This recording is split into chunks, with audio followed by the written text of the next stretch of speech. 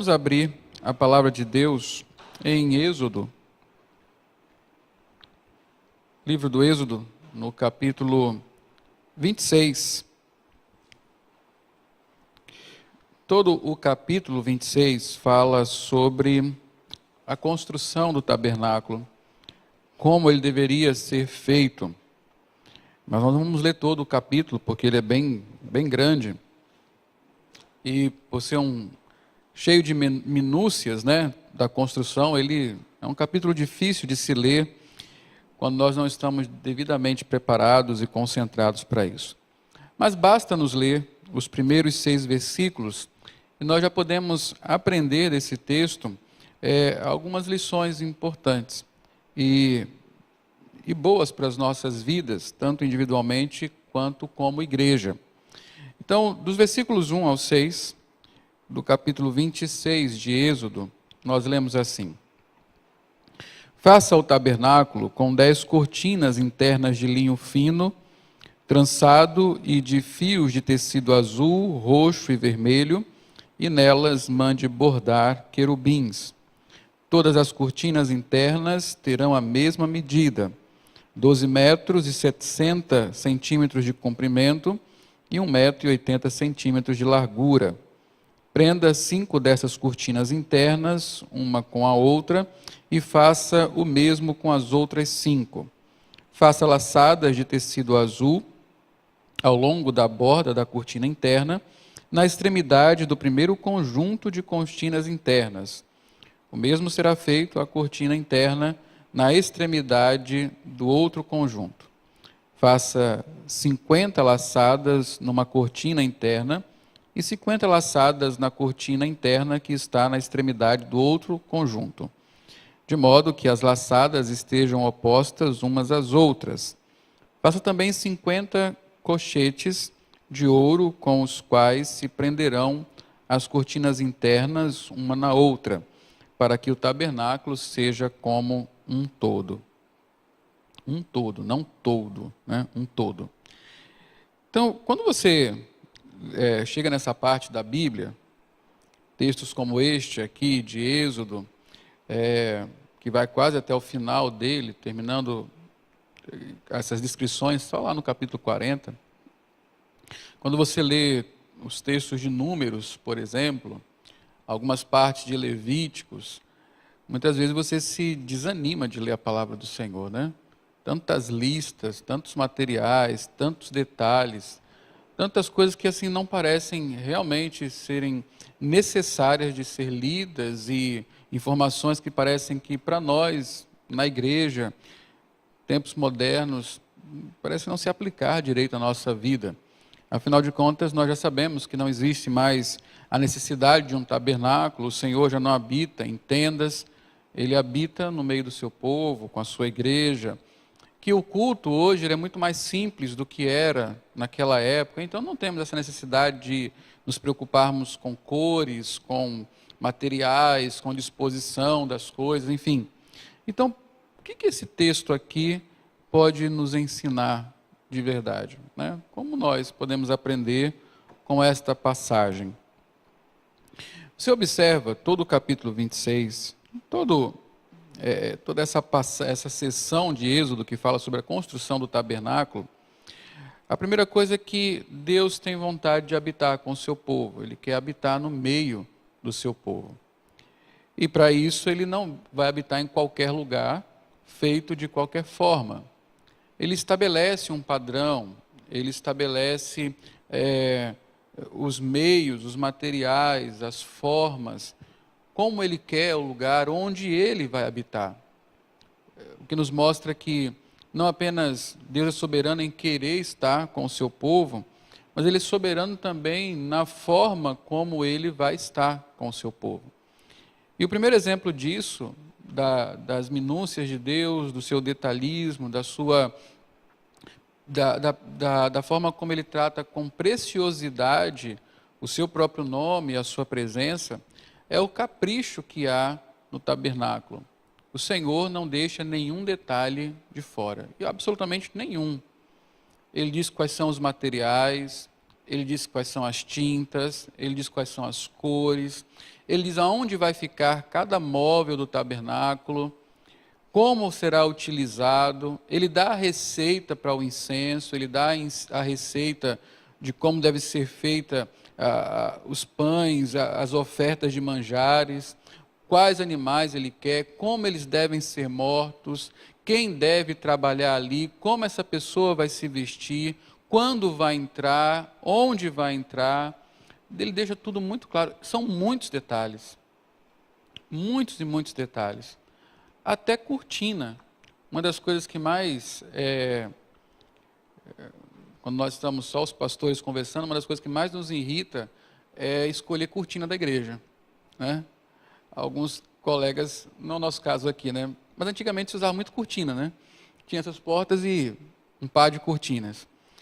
E muito boa intenção, claro, com todo cuidado, as irmãs da SAF vão perguntar para o pastor que cor ele quer a cortina.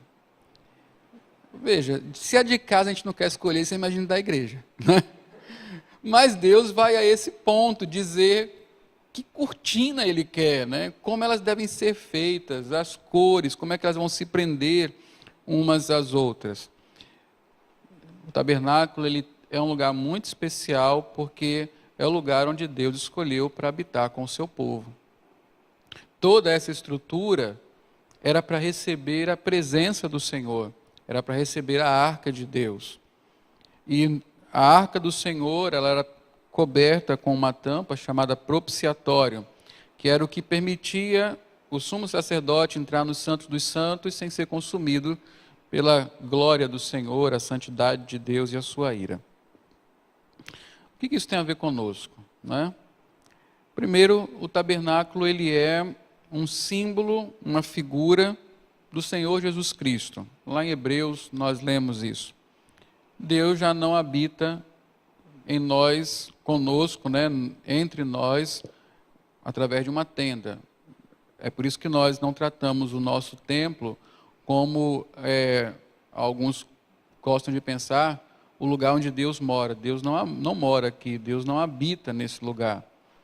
Quando nós estamos aqui reunidos, estamos prestando culto ao Senhor, esse lugar se torna especial porque nós estamos aqui. E Deus habita no meio do seu povo, onde o seu povo está.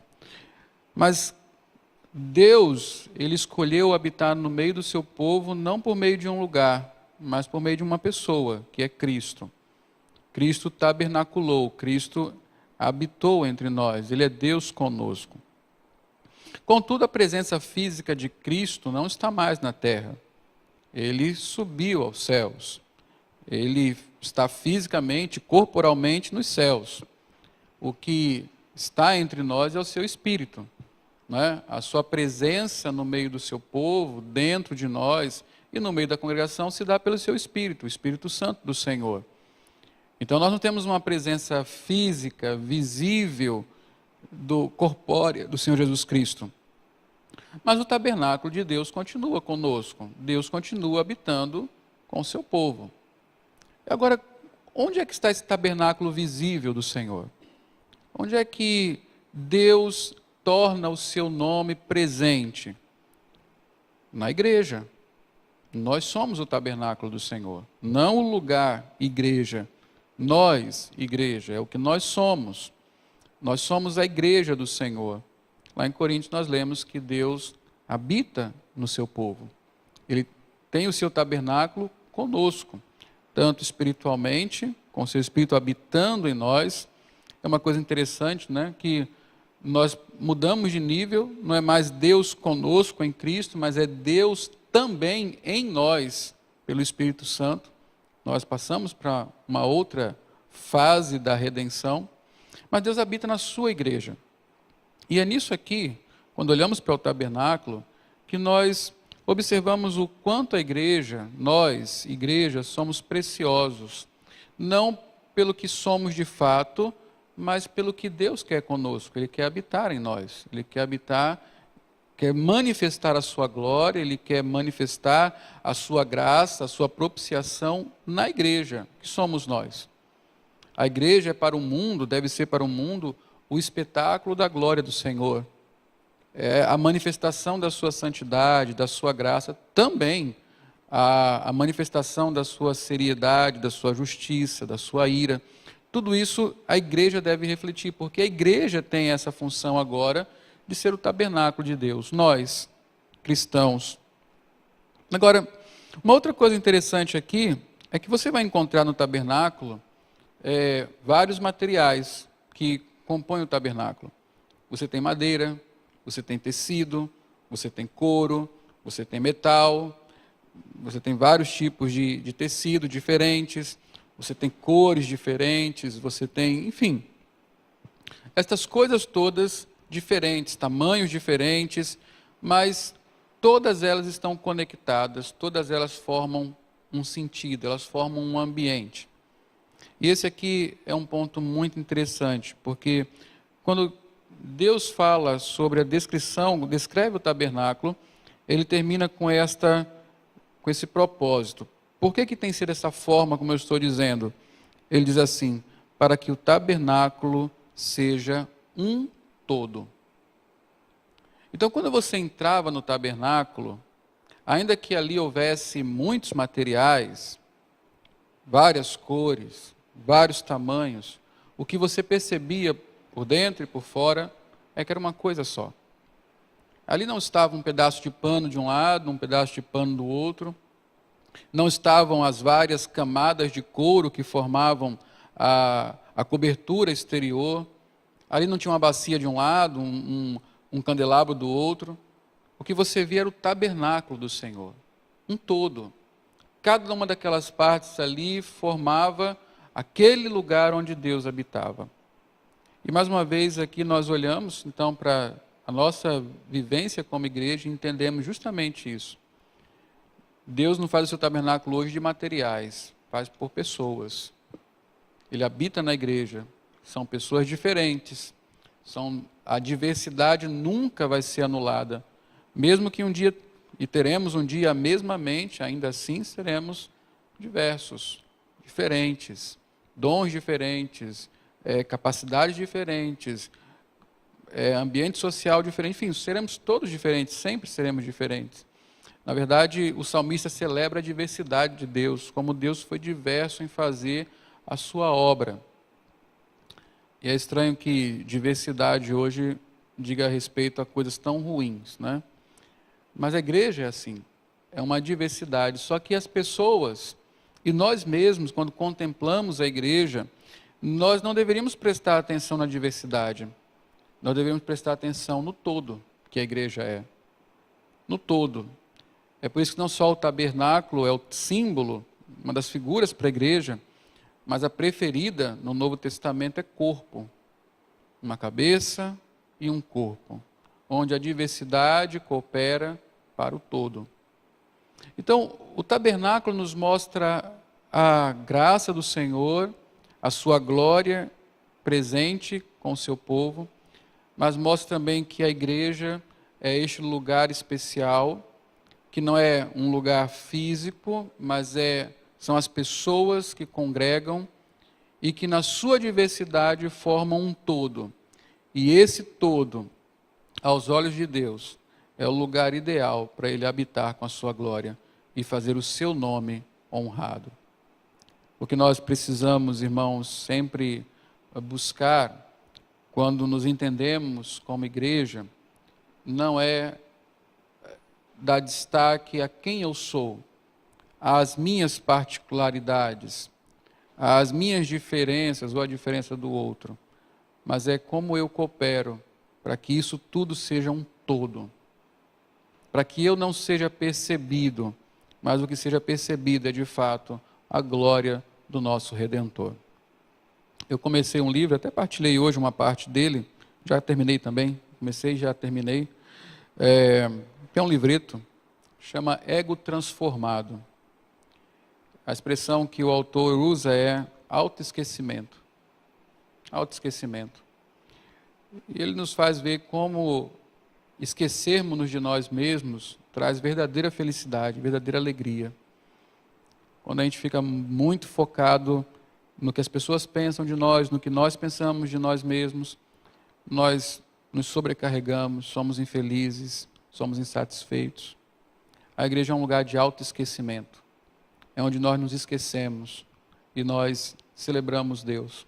Quando nós nos autoesquecemos, então nós podemos ser um todo com cada um que está aqui na igreja, ainda que sejamos diferentes, diversos. Então que o Senhor nos dê essa capacidade de compreender o que é a sua igreja, de discernir o corpo. No próximo domingo nós vamos celebrar a ceia do Senhor. E uma das coisas que tornam alguém indigno de participar da ceia é a sua incapacidade de discernir o corpo, de entender o que é a igreja, de saber que somos parte de um todo e que esse todo não diz respeito a nós mesmos, mas à glória do Senhor. Então que o Senhor nos dê essa capacidade, essa sensibilidade de sermos de fato um só corpo para a glória do Senhor.